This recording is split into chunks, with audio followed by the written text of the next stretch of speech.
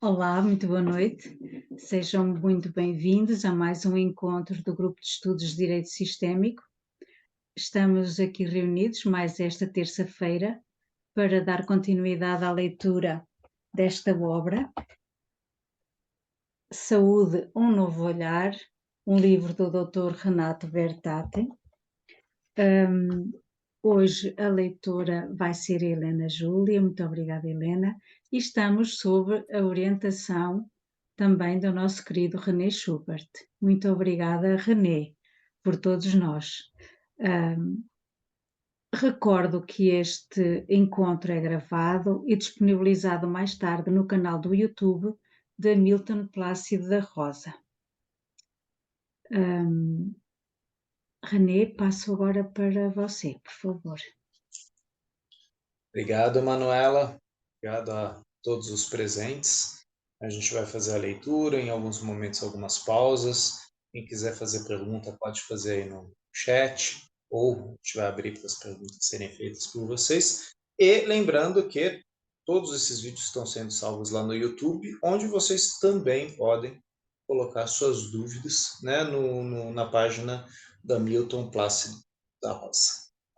Então, vamos lá, Helena Júlia, por favor.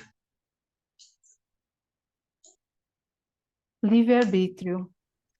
A atitude do cliente perante o que se demonstra numa constelação é muito importante. É exatamente aí que a pessoa pode fazer a diferença, porque pode dar um passo e amadurecer, assumindo a responsabilidade e reconhecendo a sua parte sem buscar culpados. É exatamente nessa condição do livre-arbítrio que muitas vezes a pessoa foge, escapa e permanece infantil, buscando culpados, culpando todo mundo e a família, dizendo: olha só como sou, como me sinto. É necessário adotar uma nova atitude. Aquele que toma responsabilidade amadurece, cresce e se relaciona com a vida exatamente como ela é, com as pessoas conforme elas são. Aquele que não assume as suas dinâmicas permanece infantil, em busca de culpados para justificar aquilo que sente, que faz ou que vive. Olhar sistemicamente é olhar para uma dimensão que transcende o pensamento de vítimas e perpetradores, em que o amor coloca a pessoa em conexão com algo que a cura.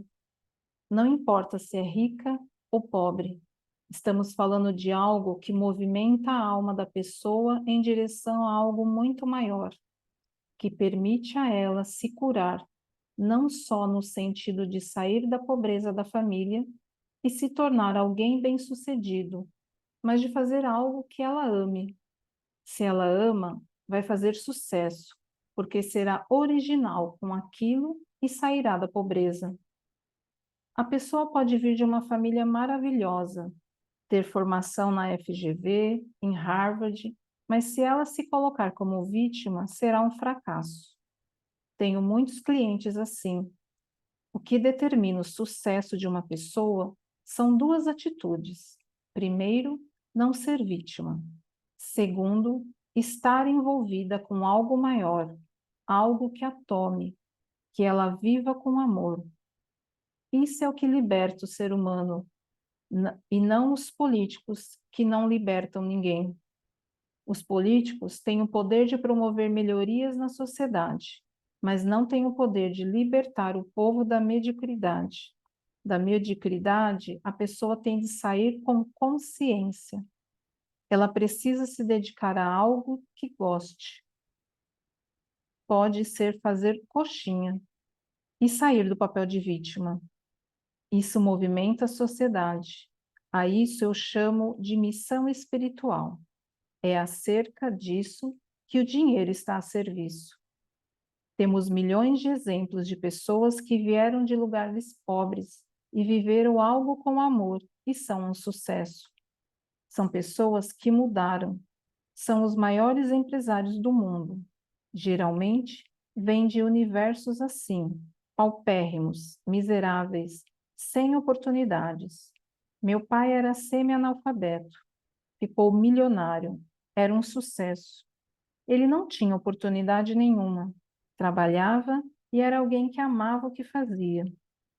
Esse discurso de que as pessoas não têm oportunidade é verdade. As oportunidades não são iguais, mas todo mundo tem alguma.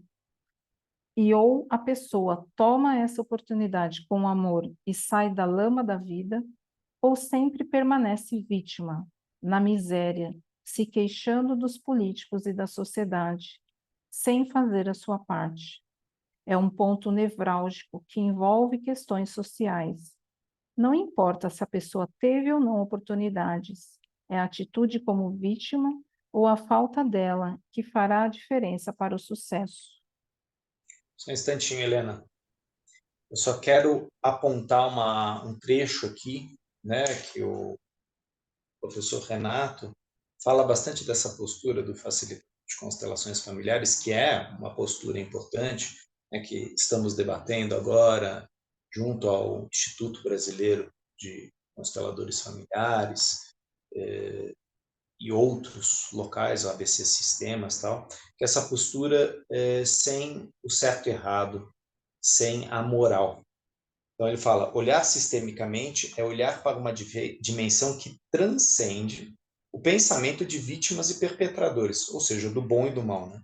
Em que o amor coloca a pessoa em conexão com algo que a cura. Se o facilitador tem esta postura, ele pode levar o cliente a essa postura, ele pode levar o representante a essa postura. Porque, logicamente, a pessoa ela vai trazer o tema dela para a constelação e ela está imersa naquele transe. Ela conhece aqueles papéis, ela interpreta repetidamente alguns daqueles papéis, naquele script de vida dela.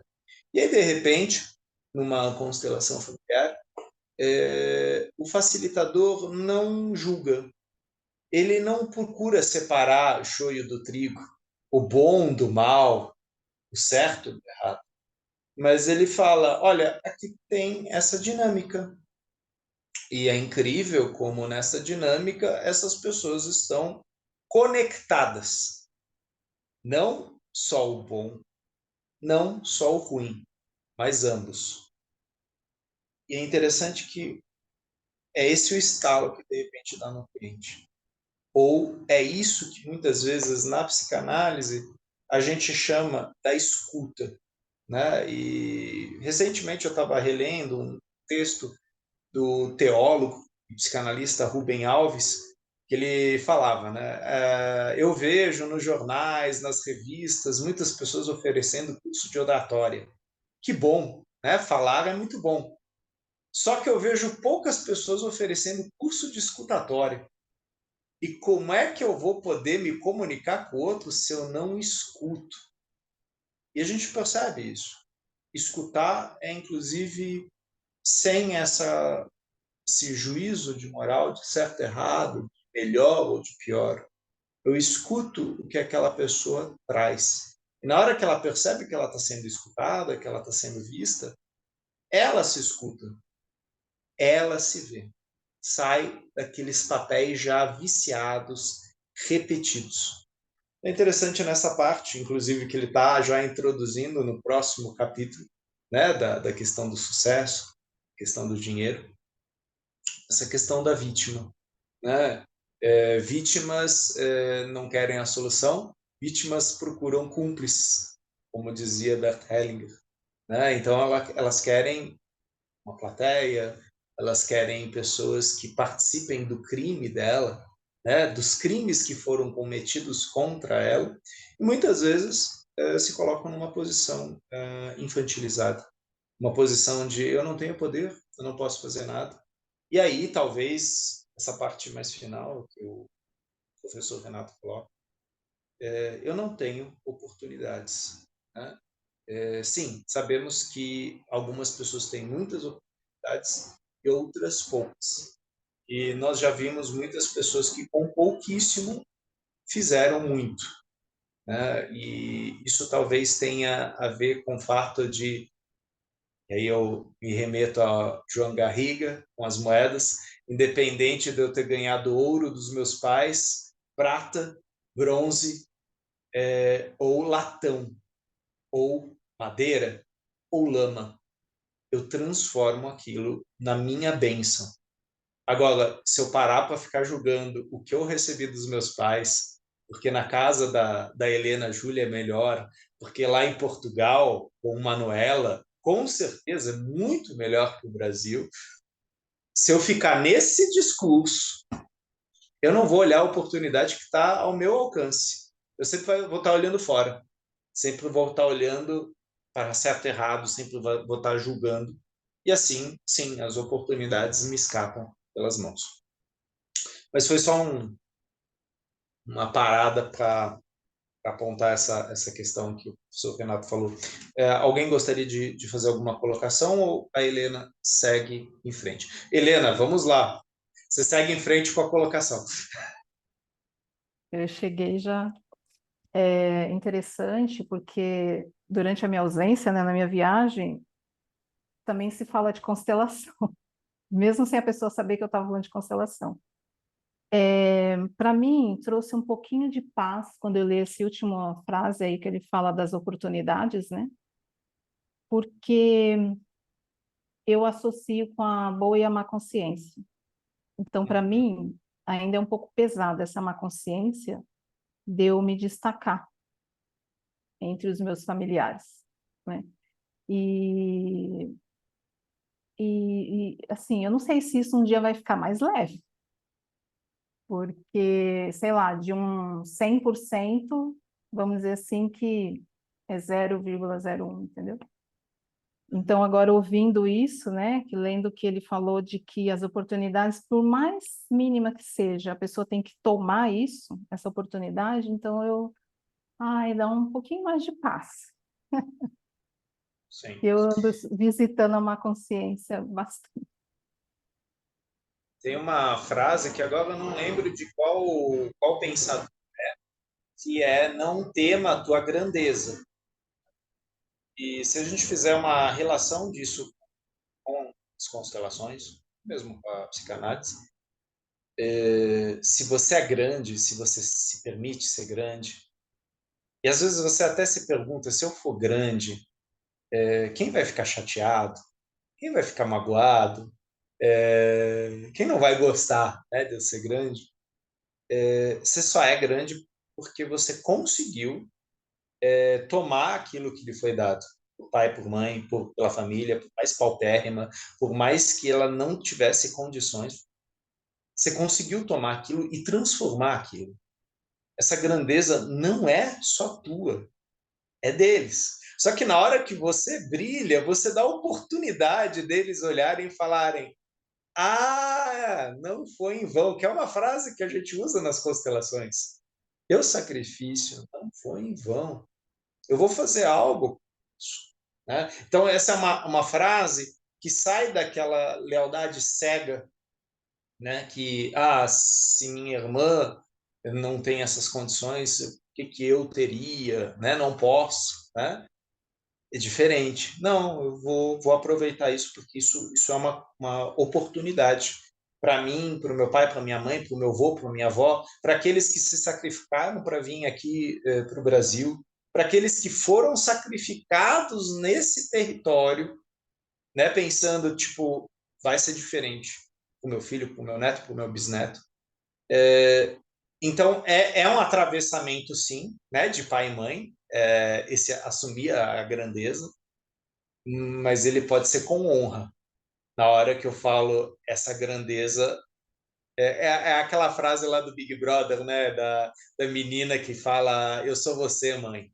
Né? Quer dizer, naquele momento que ela ganhou o Big Brother, que ela foi escolhida, ela fala isso, ela toma a mãe, ela toma essa força, né, e transforma. Né? Aí você vai falar, não, mas quem ganhou foi ela. Ah, a gente não está sozinho aqui, né? Quando você se coloca, né, Helena, quando você faz essa pergunta, quem disse que é você, né, o seu ego que está fazendo a pergunta, e não alguns que estão incomodados dentro de você, né? E aí, assumo essa grandeza ou deixo passar de novo, né? Porque quantas vezes alguns não deixaram passar porque não é justo, né? E essa coisa de não é justo, aí a gente volta para a figura da vítima, né? Essa figura vítima, deixando bem claro aqui, ela é uma postura, né? A gente não está xingando, né? Porque muitas vezes a pessoa ouve essa frase, vítima, fala, pô, você tá falando mal dessa pessoa. Não, não é um juízo de valor. É realmente a pessoa falar, não, eu não mereço nada, a vida é muito difícil para mim, é muito difícil para todos e tal. E ela fica naquela nhaca, ela fica naquela meleca, né? E aquela meleca faz sentido, né? É um mecanismo de defesa que, ou de adaptação, se vocês preferirem, que no sistema familiar faz sentido. Ou talvez fez muito sentido numa determinada época, só que ele não acabou não sendo atualizado. E sim, as pessoas morrem por dentro, né, nessa postura. Manuela, o que você escreveu aqui? Peraí. Fala você, Manuela, a frase do Shakespeare, por favor.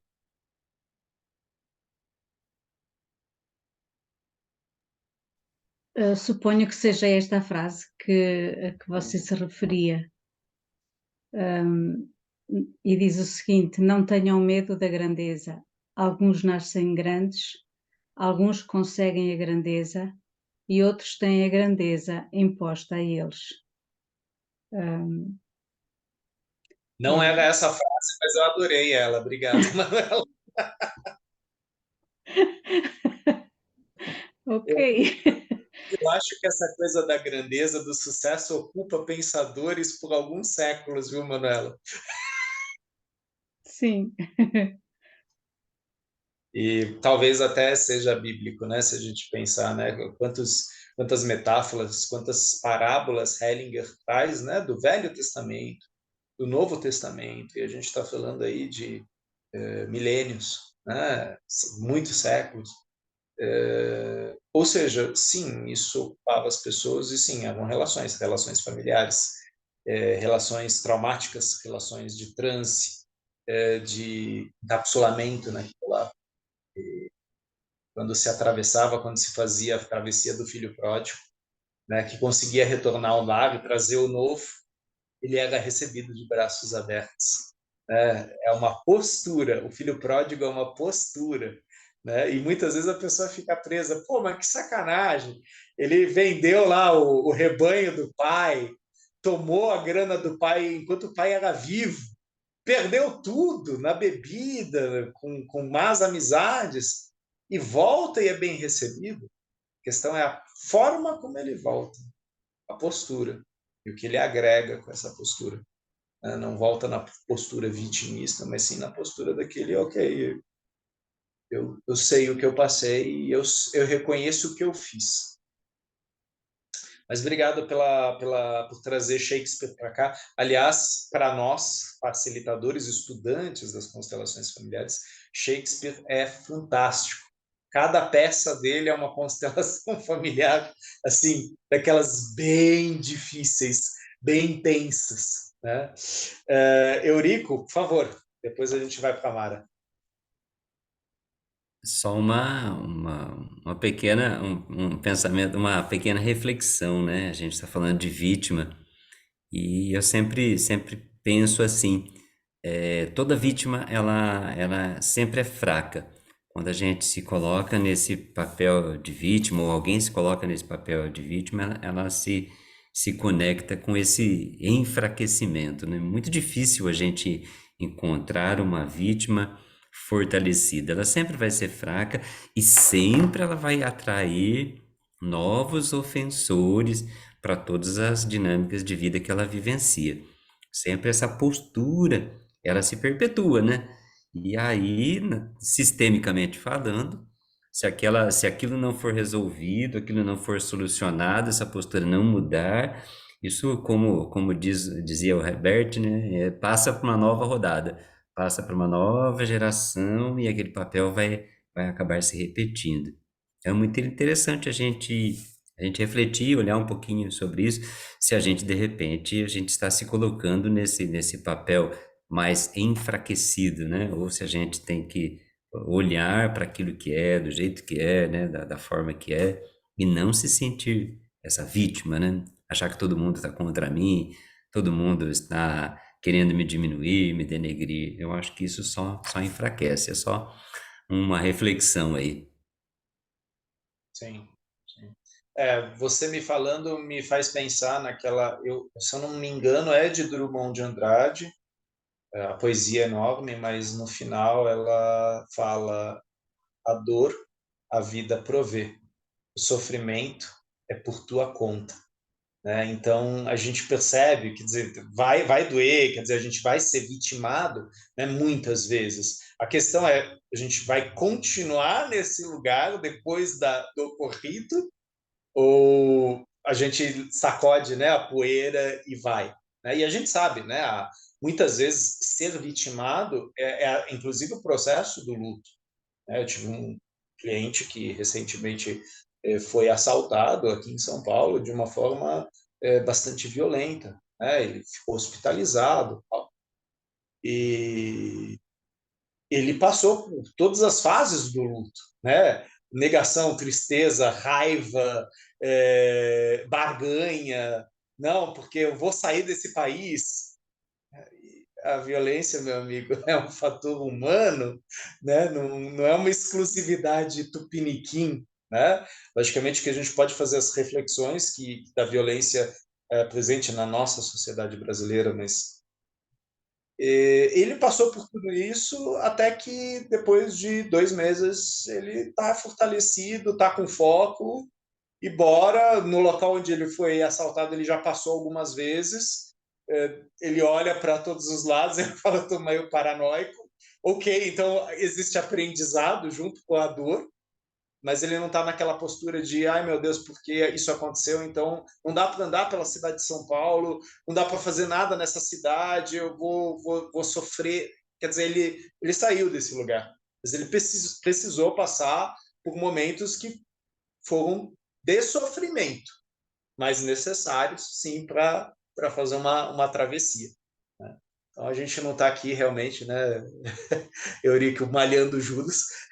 A gente sabe que ser vitimado vai acontecer, mas e aí? Você vai ficar nesse lugar ou você vai seguir em frente? Porque muitas vezes essa postura de vítima, sim, ela faz o sucesso escorrer de suas mãos. Né? O sucesso ele exige um livre-arbítrio, uma mão forte, uma mão adulta, uma mão estável. Se ela for muito instável, instável que eu digo de frágil, de molenga, de triste, sucesso não fica. Tem um ditado coreano que é cruel, mas muito verdadeiro, que fala: se você sorri para a vida, ela lhe sorri de volta. Se você chora para a vida, você está sozinho. Então, é um pouco cruel pensar isso, mas nas relações humanas, muitas vezes quando você está, né, em sofrimento, as pessoas olham assim e falam: ai não, eu já tenho o meu sofrimento, né? Então o Eurico tá todo cabisbaixo lá, triste, né? De repente, o grande amigo dele até chega para ele: pô, o que está acontecendo, cara, e tal. Mas os colegas de trabalho e tal, eles vão falar: putz, né? Deixar o cara lá porque eu já tenho os meus problemas. Então, a gente tem que encontrar, sim, a solução para nós, e sim, a gente pode pedir ajuda. Mas talvez eu tenha que pedir uma ajuda profissional, né? Eu tenha que recorrer aí ao Eurico, a Manuela, procurar a Regina, uma consulta, alguém neutro e falar: eu preciso de ajuda. Né? Sozinho eu não estou conseguindo. Né? Eu não estou conseguindo sair dessa meleca. Né? Aí a gente já tem uma consciência que a gente está com o chiclete na sola do sapato. Né? Isso é ótimo. Né? Já não é a postura de vítima. Que a postura de vítima ela vai ficar brava se você falar: você está com um chiclete na sola do sapato. Tudo eu, tá vendo? Eu chego aqui, você já fala que tem algo errado comigo, né? Então, é uma postura. Obrigado, Eurico. Mara, por favor. Esse finalzinho aqui, né? Ele fala muito da questão das oportunidades, né? Então, assim, nunca se usou tanto a palavra meritocracia, né?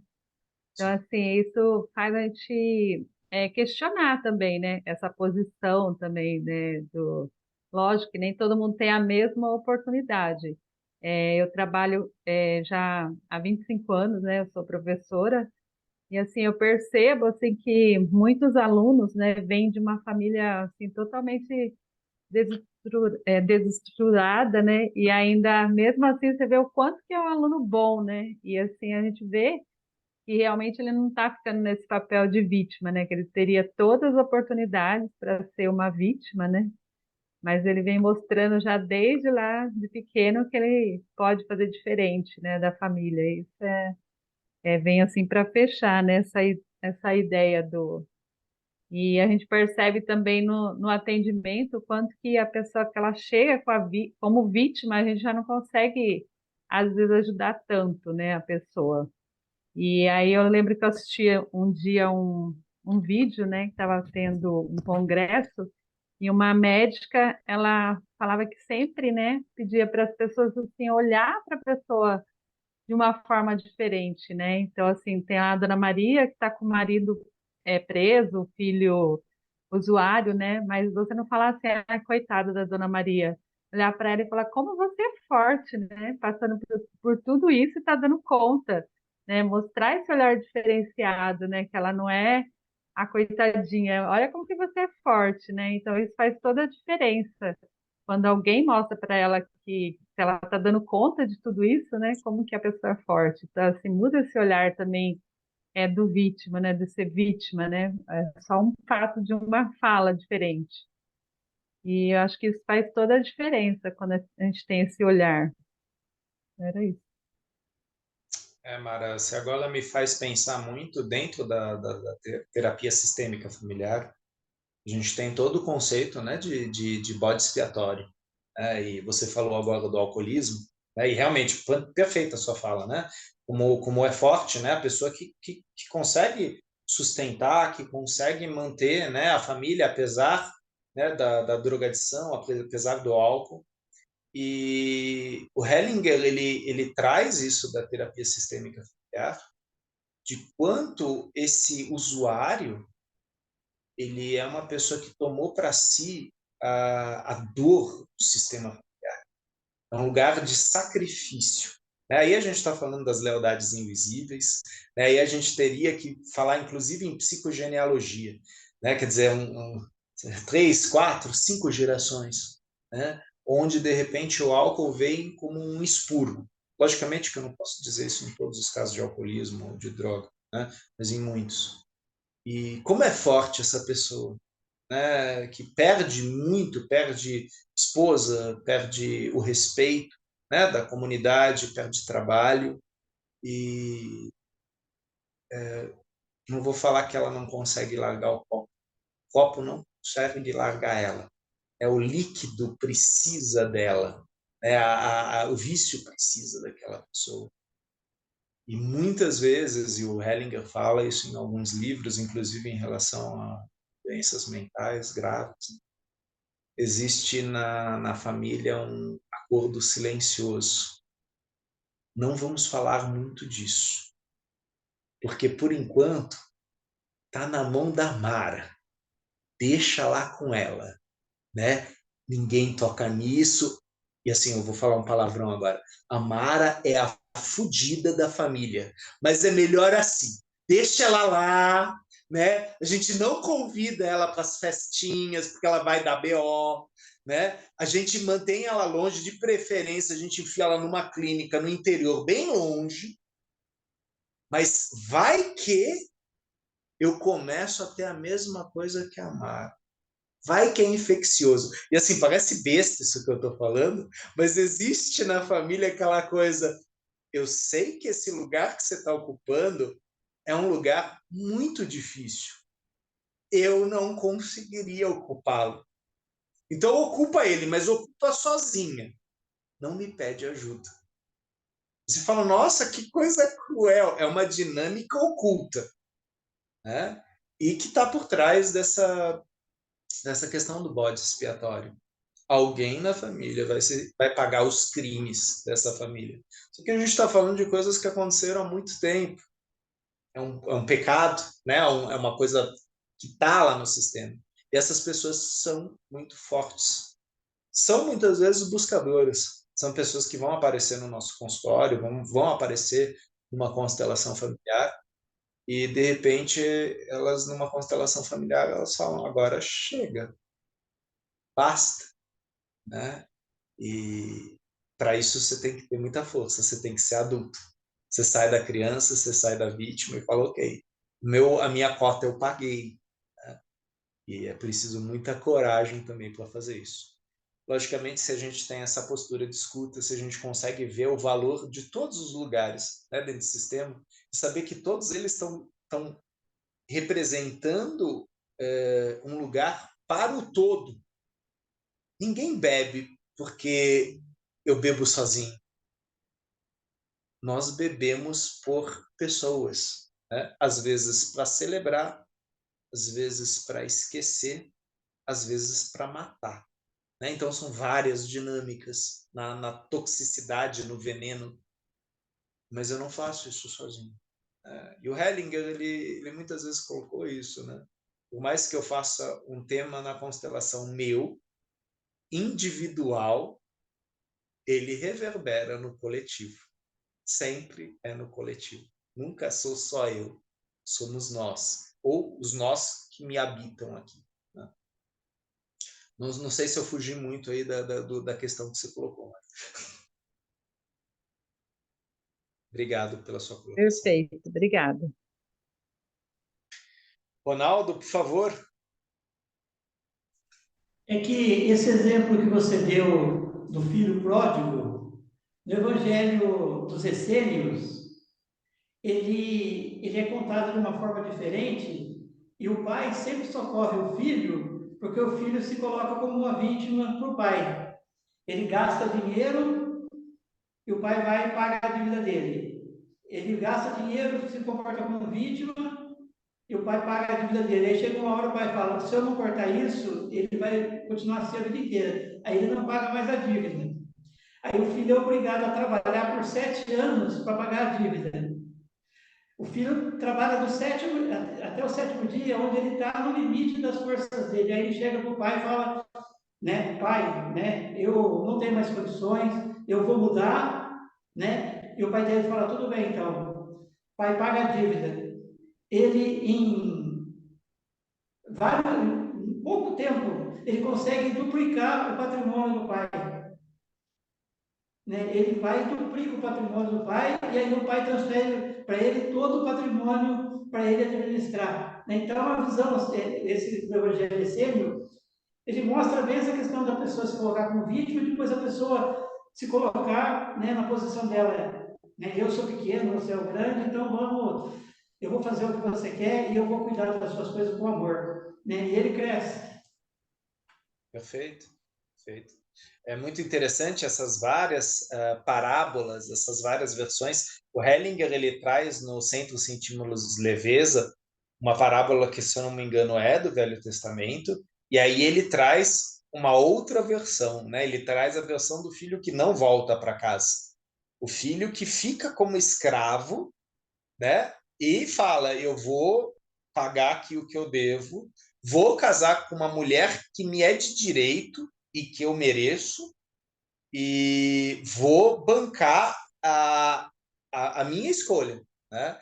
Então é interessante que como você está trazendo, né, são as várias formas de ver várias posturas diferentes que a gente ocupa dentro da família. Eu estou até vendo o que a Regina está procurando aí. Toda vez que eu vou procurar a Regina, eu não encontro, porque não está com o título Filho Pródigo. Ele está no meio de um texto onde o Hellinger traz a parábola, mas está nesse livro. Tá? Aliás, esse livro aí é o favorito, né, do Peter Spelter, e se tornou o meu também, que é um livro que constantemente eu pego da prateleira, abro e vem algum É exatamente esse que a Aline, Manuela está mostrando. Ele dá aquela chacoalhada, aquele toque de vitalidade de novo, né? Ó, facilitador. Você esqueceu isso aqui, né? Putz, realmente, vamos lá, vamos voltar, vamos estudar, vamos relembrar isso. Mas obrigado, Ronaldo. Né? Realmente, se eu ficar bancando meu filho, vai ter aquele fenômeno que, inclusive, hoje ele é muito comum, né? Dos filhos que têm 40, 45, 50 anos e que dependem financeiramente dos pais. E que eu não sei de quem é essa frase, eu acho que ela é do Hellinger. Se não for do Hellinger, é do Stephen Hausner. Aquele que dá tudo ao filho sem dar limites, aleja o filho. Né? Então, é, é um dar até um certo ponto e depois, né, deixar que o filho faça suas escolhas, cometa seus erros, seus equívocos, pague o seu preço. Né? Agora, senão eu vou alejar. Né? E aí a gente tem aquela animação, né, que alguns de vocês já devem ter visto, que chama O Cordão, né, que mostra uma mãe que não corta o cordão umbilical do filho. Né? Então, o filho é totalmente, né, ele precisa da mãe para tudo e a mãe precisa dele para tudo. E aí, quando essa mãe, né, se evanece, ele enlouquece, né, porque a única realidade que ele tinha era essa coisa, um tanto quanto o Hellinger fala, aleijada, preciso, né, do pai da mãe. E realmente eu preciso quando eu nasço. A criatura humana ela é muito dependente no nascimento. Até uns 3, 4 anos ela é muito dependente. Depois disso, ela consegue se virar, ela consegue se enfrentar, né, algumas coisas. E se os pais não vão, né, mediando o dar com o limitar, não, as raízes não desenvolvem. As asas também não. Então, eu tinha uma facilitadora de constelação, a Karen Schubert, que ela falava: a constelação familiar não mostra apenas amplitude. Às vezes, ela mostra a necessidade de limitação. Tem certos sistemas que não têm limites e precisam. Né? E aí, às vezes, esse limite vem de um avô, vem de um bisavô, ou de uma situação, uma guerra, como a perseguição. Então, nada por acaso. Existe algo sendo orquestrado aí maior. Obrigado pelas colocações. E se ninguém quiser falar mais nada, a Helena vai seguir mais um pouco com a leitura aí do Sucesso e o Dinheiro. Por favor, Helena.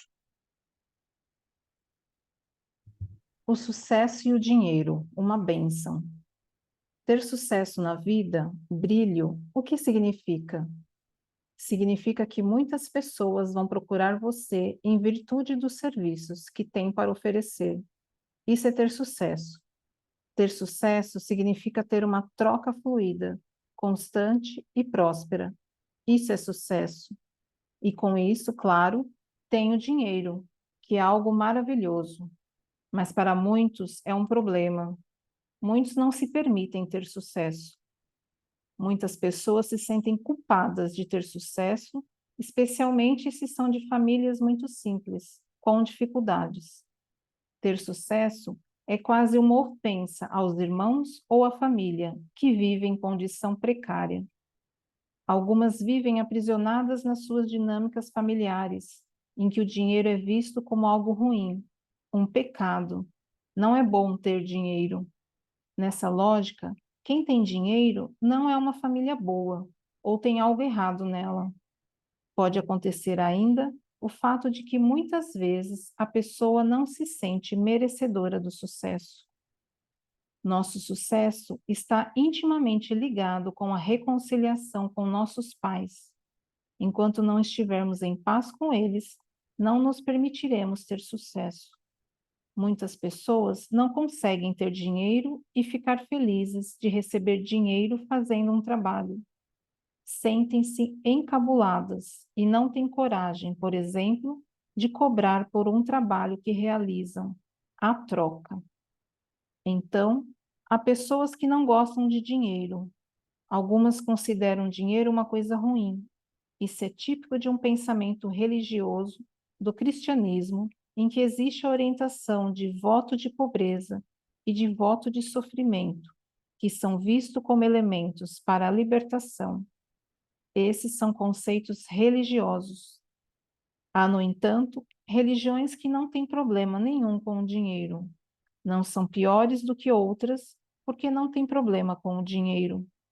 A paz não está garantida a uns ou outros só porque abrem mão do dinheiro, nem está garantida àqueles que gostam do dinheiro, do sofrimento. Isso é uma ilusão, isso é uma fantasia. Não existe isso.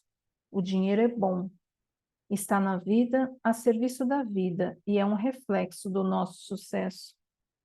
Mas se tem um pensamento religioso, isso me aprisiona. Isso faz com que não me sinta no direito de enriquecer e ser próspero. Conheço pessoas que não conseguem olhar o extrato do banco porque têm pânico de se relacionar com dinheiro. Como uma pessoa que tem pânico de se relacionar com dinheiro pode ser próspera? Pode ser bem-sucedida? Pode ter fartura? O que há por trás de uma pessoa que não quer olhar para o dinheiro, ou que tem raiva do dinheiro, ou que pensa que dinheiro é algo ruim, que faz mal? O que há de errado com o dinheiro? O dinheiro é algo bom e necessário, mas o dinheiro pode ser um problema na nossa vida? Pode. Se colocarmos o dinheiro como nosso Deus, estará gerando um problema, porque aí deslocamos a sua real função e o transferimos para encobrir outro problema que existe na família. Vou dar um exemplo. Conheço uma família que adotou um Deus. Qual é? É o dinheiro. Tudo só passa através do dinheiro. O afeto é através de dinheiro. O carinho é através de dinheiro. Tudo para aquela família funciona à base do dinheiro. Todos olham para o dinheiro e ficam enredados numa espécie de jogo de posses. Meu pai deu aquele presente para minha irmã e quero ver o que ele vai me dar. Vamos ver se é igual. Ah, mas não é igual, é um pouco menor. Então significa que ele a ama mais do que mim. Então, para algumas famílias, o dinheiro se transformou num Deus. O dinheiro se transformou em tudo, e geralmente, nessas famílias em que o dinheiro se tornou um Deus, existe uma profunda deficiência de algo. Esse algo essencial que falta foi transferido para o dinheiro, e normalmente o que é? Que elemento básico falta a essas famílias para as quais o dinheiro virou um Deus que rege a todos? Gratidão. As pessoas que transformaram o dinheiro em um Deus não conseguem sentir gratidão, um dos elementos essenciais do amor. Então, o amor dentro dessa família agora é expresso de uma forma não saudável, porque é medido pelo dinheiro. Quando medimos o amor pelo dinheiro, deslocamos o dinheiro da sua real função e substituímos a gratidão pelo ter. Quando lidamos com o dinheiro dessa forma, colocando-o em primeiro lugar, é porque há uma desordem dentro de nós. Ela reflete uma desordem vinda da família, da minha família, do meu campo. Não porque existe algo de errado com o dinheiro. O problema não está no dinheiro. A questão é: o que esse dinheiro está substituindo é um sinal que falta algo essencial. Algo essencial está perdido nessa família, e na maioria das vezes é a gratidão. Famílias que se relacionam assim com o dinheiro, não importa o quanto recebam, não sentem gratidão por aquilo que têm ou recebem. Elas recebem algo, desconsideram e fazem o quê? Olham ao redor para ver de onde virá mais. E há um detalhe: o que a pessoa faz com aquilo que recebe, despreza. porque não existe gratidão. O que acontece com essas famílias em que não existe gratidão e dinheiro é um Deus constantemente estão em conflito disputando o amor através do dinheiro ou o poder, mas isso nada tem a ver com o dinheiro. Isso tem a ver com a atitude interna da pessoa, porque o dinheiro é algo bom. O sucesso e a prosperidade vêm acompanhados de dinheiro, e é ótimo viver bem e ter conforto, e viver tudo aquilo que o dinheiro nos proporciona é uma bênção. Está na vida. Tudo que está na vida é uma bênção. Obrigado, Helena. Fazendo uma paradinha nessa questão do dinheiro, eu acho que veio aí uma resposta galopante a uma coisa que você colocou, né? E a gente tem nesse capítulo aqui a questão da crença limitante, né? Ele fala de Deus, ele fala da religião, né, como crença limitante. Ele fala da questão do dinheiro como posse. Ele fala da gratidão como um movimento espiritual. Até porque a gente tem aquela poesia de Bert Hellinger que fala, né, que a pessoa que é grata reverencia, né, ou seja, ela reconhece a grandeza do outro que dá. Dessa forma ela toma agradecida. E o outro se torna ainda maior pela forma como aquilo foi tomado, né? E muitas vezes a gente percebe pessoas, né, em religiões, aqui eu não escolher nenhuma específica, que elas têm essa postura de gratidão. E isso foi traduzido pela religião católica graça, né? A graça, the grace. É um conceito bem específico das religiões católicas. Essa postura, né, humilde, e a gente não está falando de pobre, né? Muito humilde, ela tem muita força e ela atrai muito relações, conexões, trocas. Em alemão, a gente chama muitas vezes a palavra troca de Handeln. E Handeln também significa, em alemão, negócio. E a palavra Handel vem de mão, porque antigamente eu negociava com as mãos. Da mesma forma que eu troco com as mãos, eu cumprimento, né, o Eurico pegando ele na mão, ou, né, tocando na pessoa, existe uma troca, né, que se dá pelas mãos. Então é interessante ver como, né, a gratidão, o dinheiro, tudo isso tem essa relação do tocar, do trocar, do negociar. Toda relação tem negociação. E ela pode ser um ganha-perde, ela pode ser um perde-perde, ela pode ser um ganha-ganha, né? Depende da postura das pessoas envolvidas. E às vezes a gente vai, voltando ao tema aí, né, da vitimização, a gente vai ficar em relações ganha-perde, onde a gente sempre perde. Né? E talvez porque a gente tem uma postura de dinheiro é uma coisa suja, é uma coisa que eu posso tocar nisso, é nojento, né? Ou então ao contrário, né? Uma posição meu, né? E eu acho que esse capítulo aqui, tanto o sucesso e dinheiro como gratidão, vale a pena ser lido sob o olhar da herança, né? Da disputa, né? Pela herança, pela posse.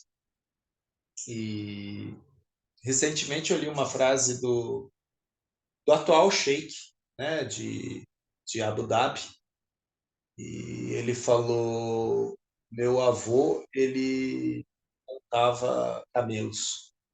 Meu pai tinha uma Pajero. Eu tenho uma Mercedes blindada. Meu filho provavelmente vai ter uma Pajero. E meu neto vai montar camelos.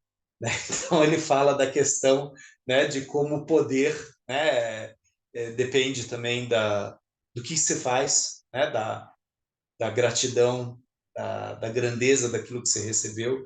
Talvez também entre um pouco naquilo que a Mara falou aí da meritocracia, né? Que aí tem a questão da oportunidade, e a minha postura em relação a essa oportunidade, é o que eu faço com isso.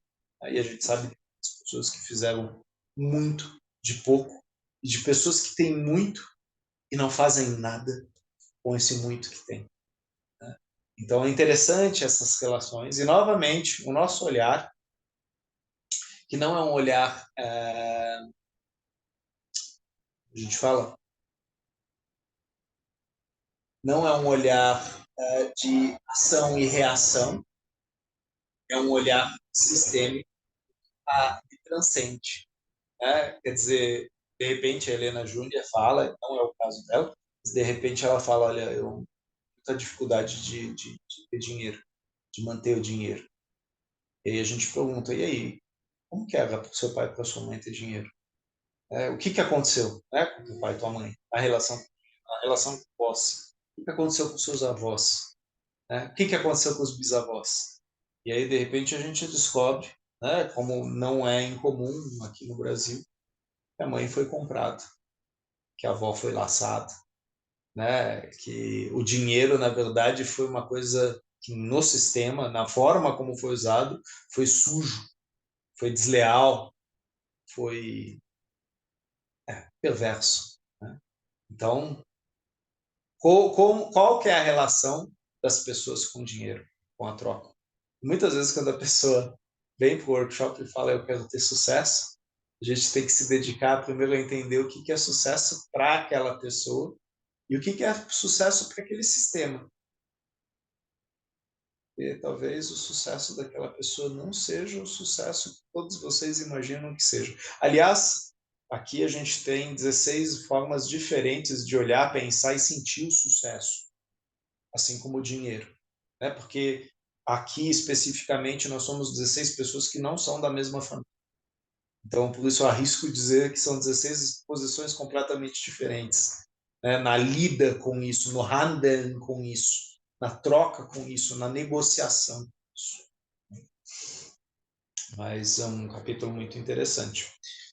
Alguém gostaria de colocar alguma coisa? Eu vi que a Regina colocou uma coisa que eu não tinha visto, ainda referente ao capítulo anterior, que a gente entrou no debate da questão da vítima. Ela fala, né, a vitimização também pode ser uma forma de vingança, tentar manter alguém ou o sistema como um todo vinculado a uma culpa. Por isso que muitas vezes o Hellinger falava da questão do expurgo, né, como às vezes o sistema tem uma necessidade de purgar algo. Né? E sim, a vingança é uma poderosa forma de prender os outros. Ela não tem nada a ver com equivalência de troca. Ela tem a ver com eu quero que você pague para mim o que me custou, né? E um pouquinho mais. E aí Hellinger fala que a gente vai galopando, né? A gente vai crescendo cada vez mais. E o Sam Storch, ele fala disso também no livro dele, né? Origem do Direito Sistêmico, como muitas vezes o cliente ele usa o direito, né? O sistema de justiça como forma de vingança e não como forma de justiça. Novamente, estamos falando de postura e também de conceitos, né? Porque muitas vezes a pessoa coloca a justiça de uma forma que é um conceito de vingança, né? É aquela coisa, né? Eu lembro também de uma história que o Eurico trouxe. Eu acho que de um rapaz que destruiu aí a TV de uma moça e que ele acabou fazendo um trabalho de jardinagem para ela, e essa foi a forma, né, dele compensar esse bem precioso, um dos únicos bens que essa senhora tinha, e que para ela isso foi resolutivo, né? Ela ficou satisfeita com isso e ele também se sentiu bem por ter, de certa forma, compensado a perda do bem daquela senhora. A gente está falando de equivalência de troca, não de vingança, do tipo da mulher, de repente, deixar o cara aleijado porque ele quebrou a TV dela e falar, não, agora ele pagou o que me foi devido. Né? E aí a gente está falando né? A Regina está apontando aqui, mais uma vingança do que uma justiça. E sim, são temáticas que o facilitador tem que ter no background, né? Porque muitas vezes o nosso cliente ele vai trazer conceitos que estão deturpados e a gente não está falando que o cliente não é inteligente, que ele está fazendo de propósito. Essa deturpação às vezes vem do próprio sistema, né?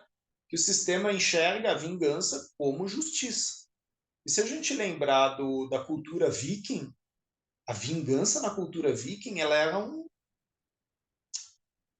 ponto de honra fundamental. E a vingança era sangrenta. Essa era a justiça dos vikings. Né? Tanto que eles entraram em um grande conflito com os católicos, né? Quando eles começaram a invadir a Inglaterra e tal, porque era completamente diferente a forma como os católicos resolviam conflitos e como os vikings resolviam conflitos. Eles estavam errados? Era uma outra forma, era uma outra postura, era um outro conceito. Isso vai acontecer nos nossos workshops. As pessoas vão trazer outros conceitos, outras posturas. Num primeiro momento, a gente vai escutar pacientemente para verificar onde a gente pode, de repente, entrar e mostrar possibilidades de perspectiva. Fala, Eurico, por favor. Só para ilustrar um pouquinho a gente falando de justiça, falando de direito, né?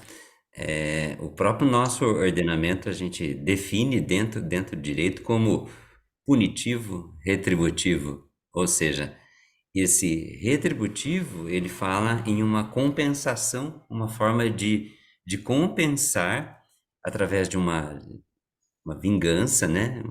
Separar a pessoa da sociedade, por exemplo, né? Respondendo por uma pena dentro de uma prisão, de um centro de ressocialização, fala exatamente nesse direito como vingança, como forma de vingança mesmo, de retribuir para ela algo que ela fez e que não foi funcional, um dano que ela causou para a sociedade em que ela vive. Então, é, a gente precisa olhar para isso também, né? Olhar de uma outra forma de justiça, exatamente aquela que você lembrou muito bem do caso da senhora, que eu exemplifiquei com o caso da TV e o trabalho que os garotos fizeram para ela, que a gente olhando de uma forma diferente, não se pensou em uma vingança, uma punição para aqueles adolescentes, mas sim uma forma que eles pudessem compensar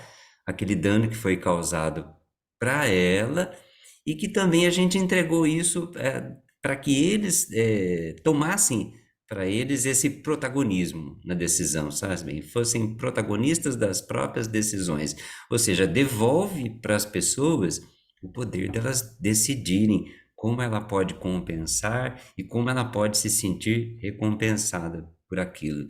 Então a gente precisa realmente sair mesmo um pouquinho desse olhar de uma vingança, de uma retribuição, de uma punição que vai significar uma retribuição para a pessoa, né? Genial a colocação aí da justiça aí. Sim, sim. Isso me faz pensar também como muitas vezes no consultório, Eurico, a pessoa ela traz, e novamente a gente vai falar da questão da vítima, da postura de vítima, ela traz aquela coisa, olha, eu fiz isso e a pessoa ficou assim e agora eu tô ferrado. E aí você fala, tá, mas o que você pode fazer para compensar aquela pessoa? Não, mas ela tá brava comigo. Tá, eu entendo, ela tem o direito de estar brava com você. E o que você pode fazer para compensar ela, mesmo ela estando brava? Que é o conceito de reparação. E é muito interessante quando dá um clique no cliente, ele sai dessa postura infantil, né, esperando que algum adulto resolva o conflito, fala, não, eu vou lá então. Eu vou lá, eu vou passar vergonha, né, que a pessoa considera vergonha, né? Vou pagar o mico, vou falar isso e vou arrumar o que eu fiz. Legal, meu amigo? Isso é o adulto. Né? Você quebrou o vidro? Compra o vidro, compra a massa, coloca lá. Ah, mas eu não sei fazer. Então, você vai ter que pagar um marceneiro, alguém para fazer isso. De algum jeito, você vai ter que compensar. E olha que assim, você não vai compensar o prejuízo que aquela pessoa teve, porque você não sabe o que aquilo custou para ela na vida dela. Né? Mas sim, é possível você reparar. Né? Ah, mas Renê, tem coisas que não têm reparação. E aí a gente entra no livro Paz e Conflito, de Bert Hellinger, quando ele fala a reconciliação entre judeus e alemães, né, decorrentes da guerra, acontece quando vítimas e perpetradores se olham nos olhos e se reconhecem como vítimas e perpetradores. Muitas vezes é aquela coisa de eu olhar e falar, putz, eu matei teu pai, matei tua mãe, eu matei teu avô, matei tua avó, eu matei muita gente da sua família, eu não vou conseguir substituir. Fui eu que fiz isso. Eu sinto muito. E o efeito que isso tem no campo para os mortos e para o sistema dos vivos, né, que velam os mortos, fantástico. Essa reverberação. E sim, isso é uma reparação. Isso é uma resolução ou uma possibilidade. Mas para isso eu tenho que ter uma postura adulta. Se eu ficar na postura da criança, tipo, não, vamos esperar alguém, vai vir algum ditador aí, vai arrumar isso. Né? O último ditador não deu certo, vamos esperar o próximo, e vai fazer melhor. E assim a gente vai, né, esperando o Salvador. Né? A cada 4 anos, vamos colocar o Salvador. Achei fantástico isso que o Renato colocou aqui. Né? O político não consegue tirar o povo da mediocridade. Isso é uma decisão minha, né, em relação à mediocridade, em relação à idiotia, né, de me manter no mesmo lugar, com o mesmo padrão. Isso sou eu. Eu não posso achar que o pastor vai tirar isso de mim, que o político vai tirar isso de mim, que o professor vai tirar isso de mim, ou que o Eurico vai tirar isso de mim. Né? O Eurico vai me oferecer ferramentas. Quem vai mudar a postura sou eu. Isso se eu quiser passar pela dor. Né? Por aquela dor de deixar para trás aquilo que eu tive até então como certo, verdadeiro e controlável. Né? Tá, eu vou me abrir então para o novo, para o vulnerável, para o inesperável, para o transitório. Né? É o adulto. Legal. Obrigado, Eurico. Né? Obrigado, Helena, pela tua leitura. Né? E como você viu, você fez a sua colocação, Renato rapidamente já, pum, foi lá e respondeu. Né? O Renato estava escrevendo o livro pensando na tua colocação. Fantástico isso, né? Quando a gente está num grupo de estudos e acontecem esses acasos. Agradeço a colocação de todos vocês e eu vou passar agora para a Manuela. Né? E semana que vem vocês estão aí na sequência com o Marcos. Obrigada, Renê, muito obrigada pela sua partilha, pela sua dádiva com todos nós. Desejo a você e a todos nós uma boa semana e até a próxima terça-feira. Bem-ajam e muito obrigada por estarem aqui conosco. Muito boa noite. Boa noite, obrigada. Boa noite, obrigada. Muito boa noite, também agradeço muito. Obrigado, boa noite. Boa noite, pessoal. Boa noite. Boa noite, com licença.